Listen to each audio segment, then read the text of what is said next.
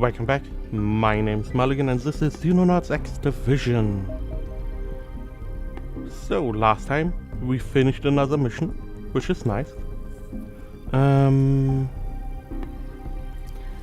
Are we able to...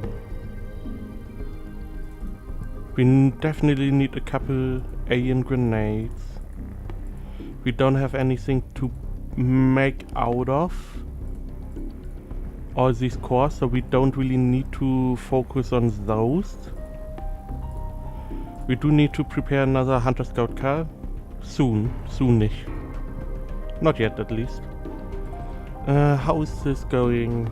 Fine. Good. So it's mostly waiting for research to come in.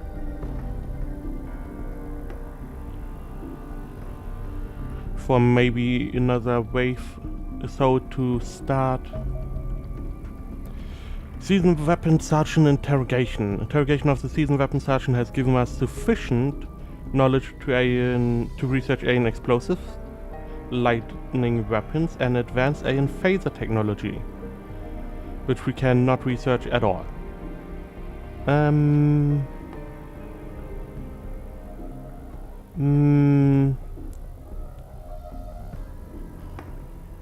Navigation? Sure.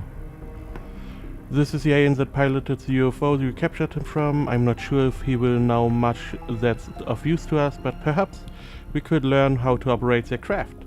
I doubt we could ever operate one of their larger UFOs, but perhaps we will discover enough to enable us to do something with their smaller fighter craft. Scout. The Scout is an alien craft that unsurprisingly seems to be used primarily for scouting missions by the aliens. Its hull is made up of an alien alloy with remarkable strength and resilience. The craft sports the same beam weapons the Light Scout is equipped with, but adds a missile weapon on top.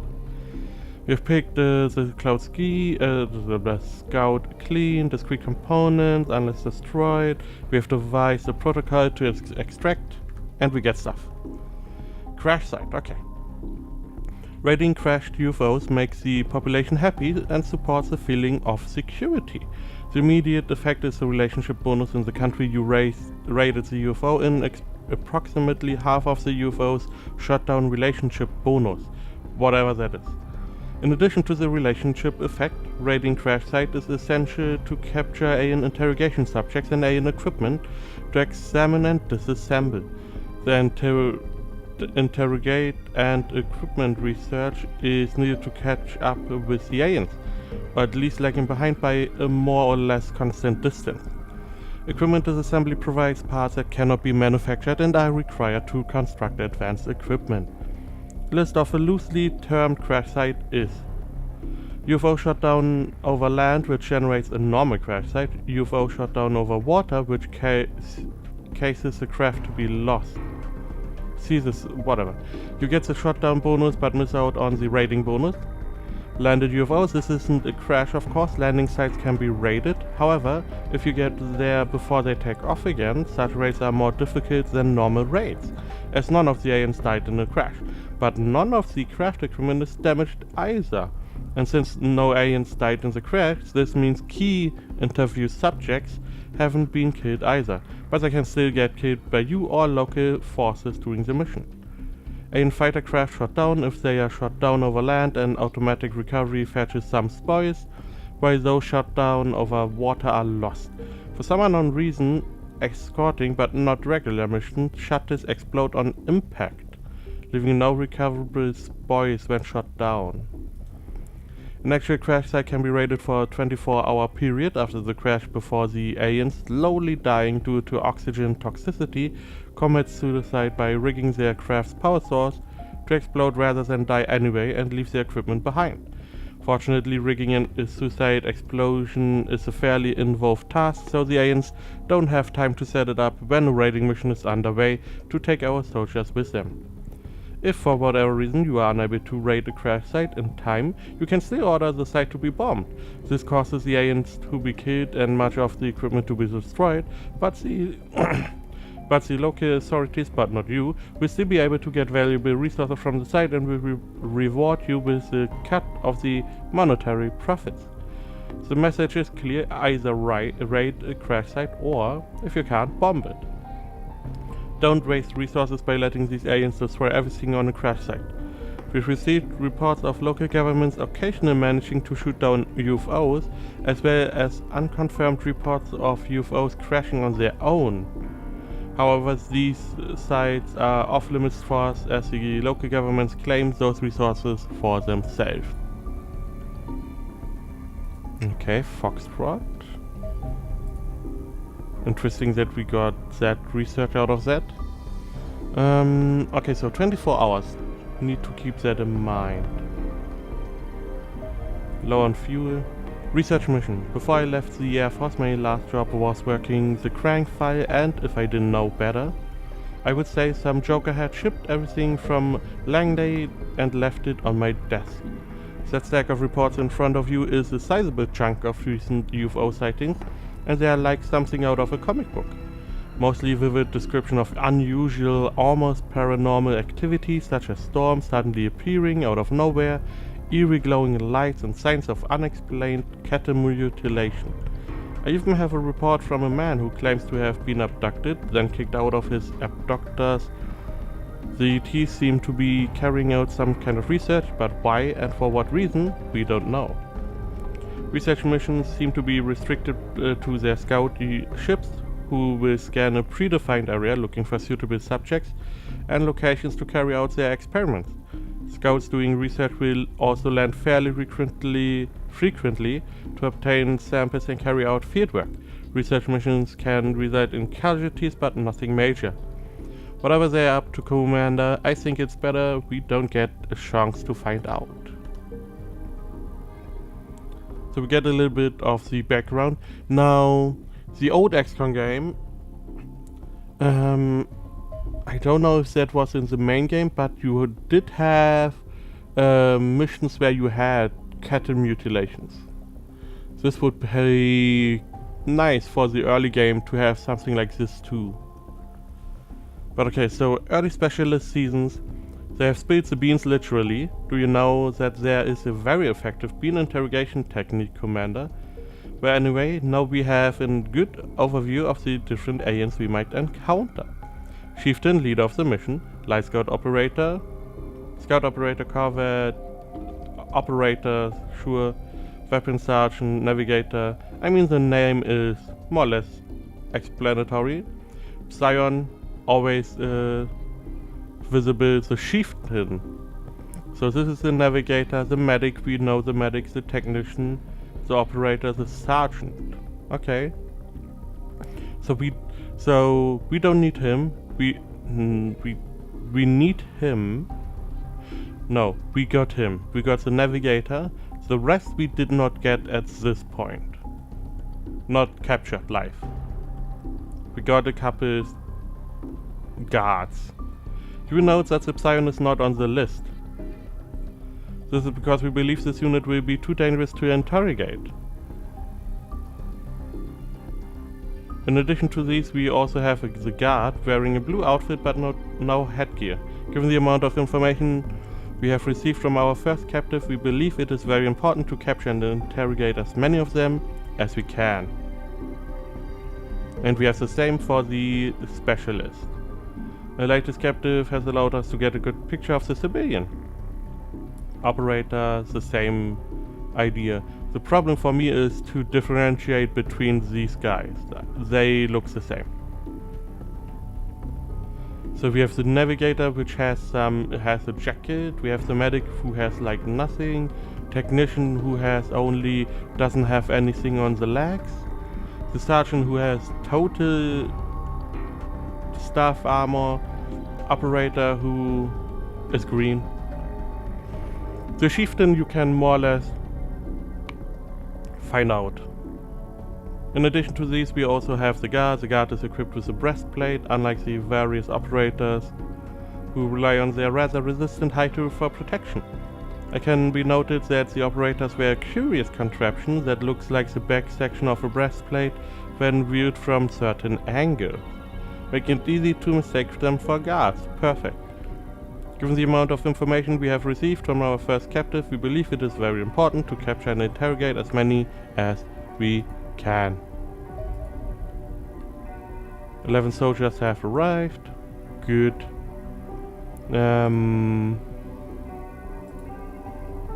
AVAX is arriving in 8 hours. 3 aircraft in Northern Africa. Wait. This is... Recommission. Yes. I want another interceptor. This seems good.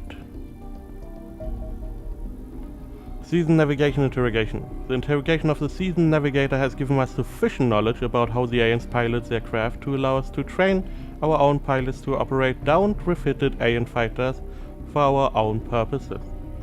We still have to research how to repair those crafts though. Given the extent of the knowledge we've gained from the seasons, it's likely the Sebillian counterpart will provide only some complementary information.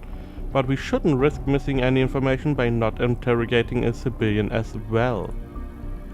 Okay, so what can we get? I would say...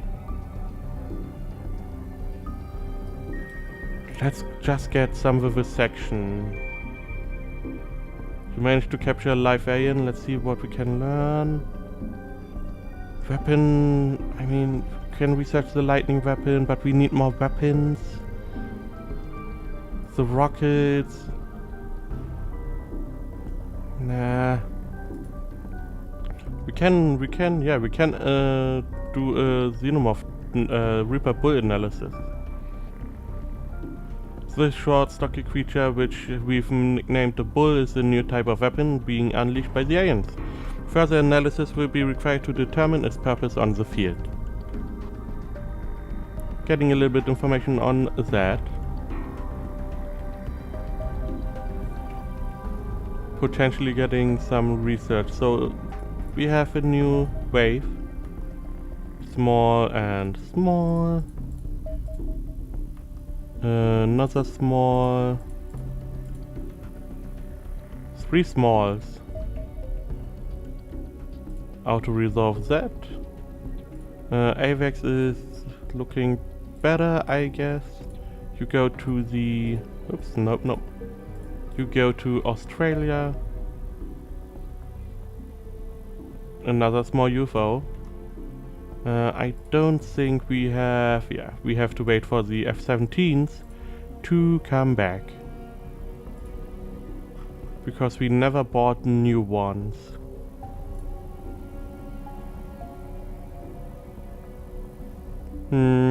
Should we get some? Do we need... probably not. We do need to prepare another mission. So, a couple corporals, what kind of mission do we have? It's a scout, not a light one. David is back on, so we can swap the equip those guys. David back. Everyone is good. We have a couple sergeant we can replace. Sergeant is less than a corporal, I guess? Yes. Sergeant is more than a corporal. So, sergeant gone, get one of the corporals in. Get a private in. Why not? Heavy weapons. Gonna keep you, have 2 privates. The same looks good. Equip default equipment. This is not your default equipment. You get... check your armor, okay. Check your armor. You start with this. You do start with the pistol. You only need one clip. You need an explosive. You can get a medkit and another set of nice and deadly grenades. Looking fine. Okay, I mean, we can reduce one of the grenades. We are going to set as default. You are looking fine. Change those as default. Now you are going to have to carry a shotgun.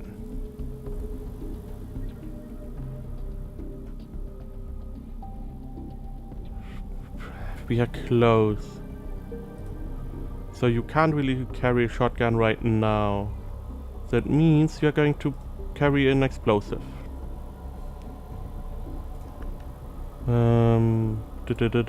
Make this the default loadout. And remove a grenade.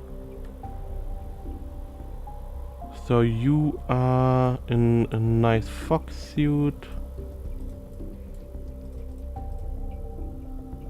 Looking fine.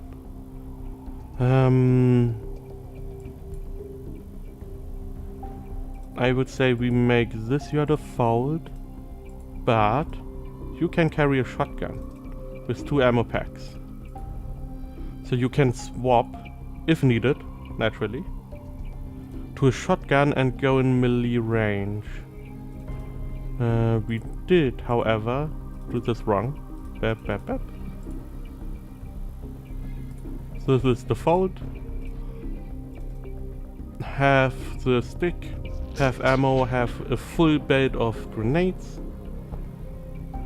And the armor. There we go. So we can just equip default and say, okay, you can't carry time units. Oh, 38. Carrying this, the stick is pretty important, but you can't really carry any medkits. You can carry one of the small ones. Okay, fine. Equip default. You have some space, another shotgun. This I would say is the default. I mean, you don't really have much you can change, so I would say this should be the default at some point. Swapping grenades as we go, and we are good to go. Tear until overland. Auto resolve that. So this is a little bit different because we do have to just run at the enemy in this base. Bam, bam, bam.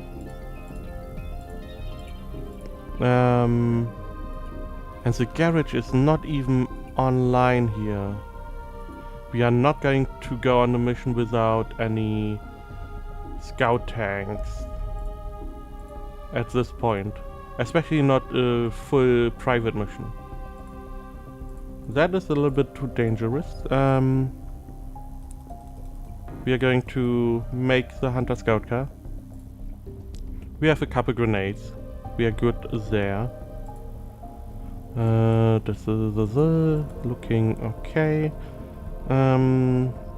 This is the other base. We don't really need much. No. 2, 3, 6, 7, 8, 9. Missile batteries. I don't remember. Did we need anything else? We have the hangar, we have the storeroom. Not really. Potentially one more of these. Okay.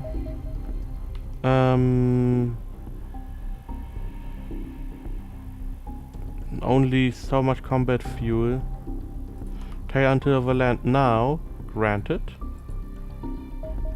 What we do have is 2 more.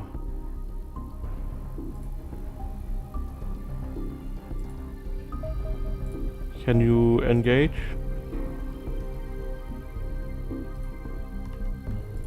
Is that overland?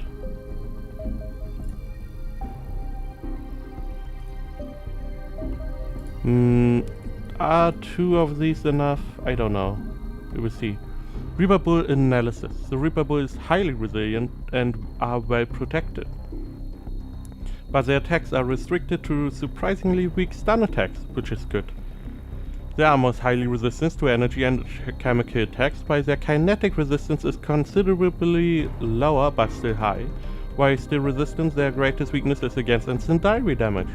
Analysis of the Reaper Bull allowed us to identify some weakness common to Reapers, which should translate into improved battlefield effectiveness against them. If we possess the live Reaper Bull, we will extract one toxin gland from it, also we find it unlikely to find any use for it. Let's research